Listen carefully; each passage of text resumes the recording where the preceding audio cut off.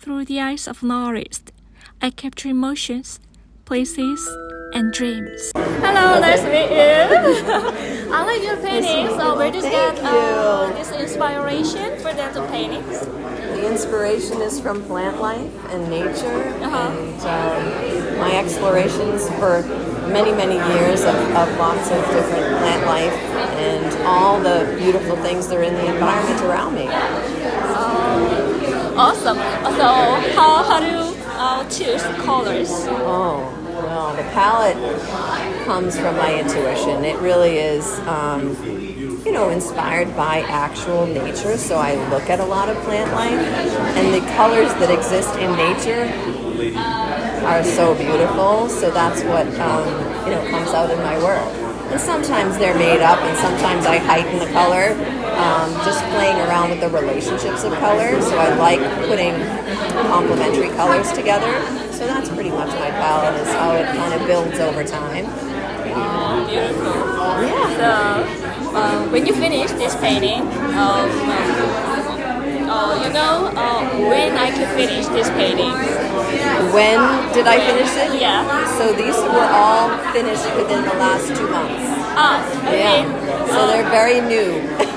Very new. Dry, Wow. thankfully. Wow. But very new. All brand new work. So within the last few months. Yeah. Thank you so much. Thank you.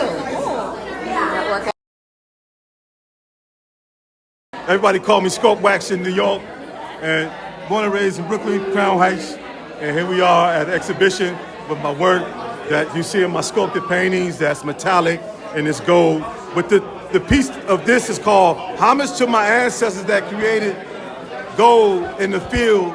Oh, I got to take that back. I said that wrong. Homage to my ancestors that picked cotton in the field and made it gold. So this is what this painting represents in this title, and basically it's a sculpted painting all out of beeswax on panel. You see my metallic pieces. Oh, I'm thinking I'm showing this, but I have these metallic pieces here, but literally this is one of the most ancient techniques of painting that B's been doing for 140 million years. You can't even predate any of this work because we weren't around. Why did you choose the gold color for your shoes? Oh, yeah, I just like the metallics because, everything's gold. So, I wanted to incorporate that whole technique into my work and then what I got on because I know I'm a golden bee. You know what I mean? I got my bee right here. Yeah. Wait, where'd it go? Oh, man. All right, there it is. You see that? There it is. I was about to say where my bee go. But yeah, this is what my work is, and I'm happy to be a part of this group show with some outstanding other artists from New York, and here we are. Thank you so much. You're welcome. Yeah, I love your art. Thank you.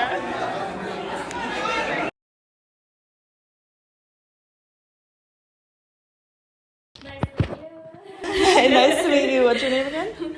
My name's Wani. Okay. And this is Wani World. Hi. My name is Lily. Nice to meet you. I'm one of the main exhibiting artists here. So this piece is called Altar on the Go. And essentially, I grew up in a combination of Christianity and Santeria. But mainly this is related to my Santeria religion, which stems from African Yoruba traditions. And it's just to speak to all of the things that we have access to every day and take for granted, but still serve as like ritual or are related to like carrying us through the day. And this is Act of Rebellion.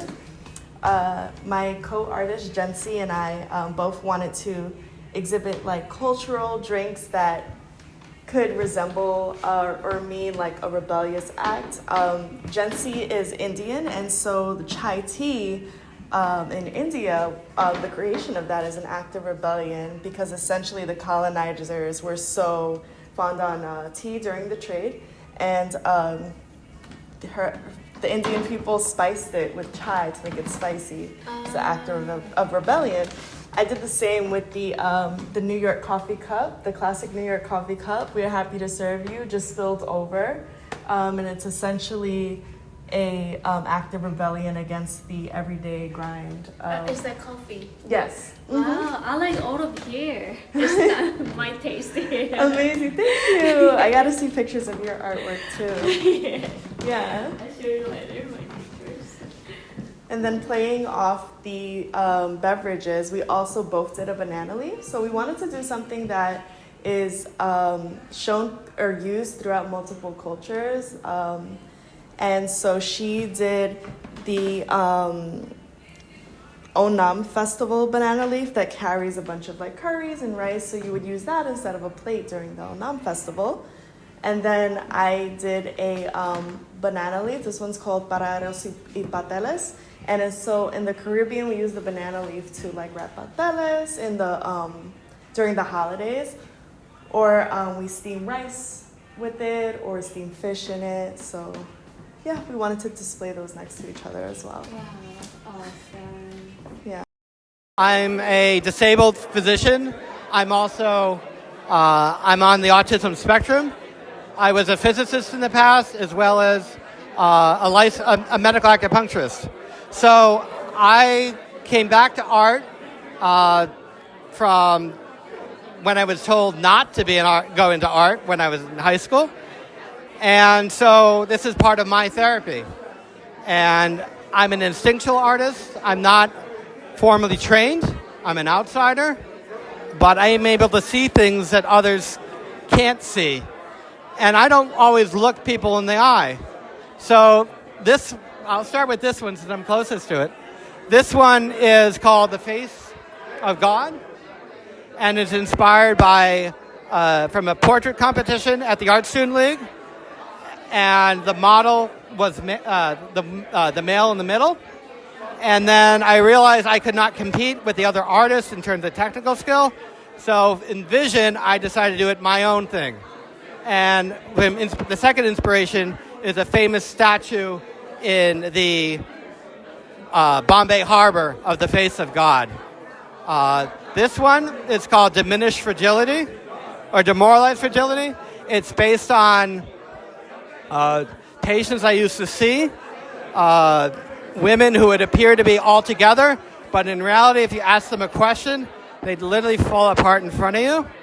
It's what is called rotationally symmetric. You can rotate it 90 degrees, and you have another female figure, and there are various states of falling apart from the most together to the least, and various stages in between. The center is supposed to be like a vortex or something that's sucking their emotions, their joy de vivre, their reason to live out of them. And I would see this daily. The third painting is what is called violence, transference, countertransference. And what it is based on a friend of mine who was beat up by her ex-boyfriend.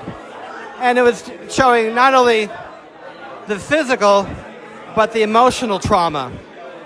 And she did not want her story to be just swept under the rug, like most domestic violence victims. She's out saying, show it all out. I'm here. I got victimized. Other people should know and feel what I feel. And I think the most powerful of the three is the woman depicted on the left with the one eye bloodied and the other eye in shadow. And this is my work. I've been painting for 3 years, and I've been painting oil for 1.5. This one and this one is oil. This one is acrylic. And they're all painted this past 6 months. Thank you.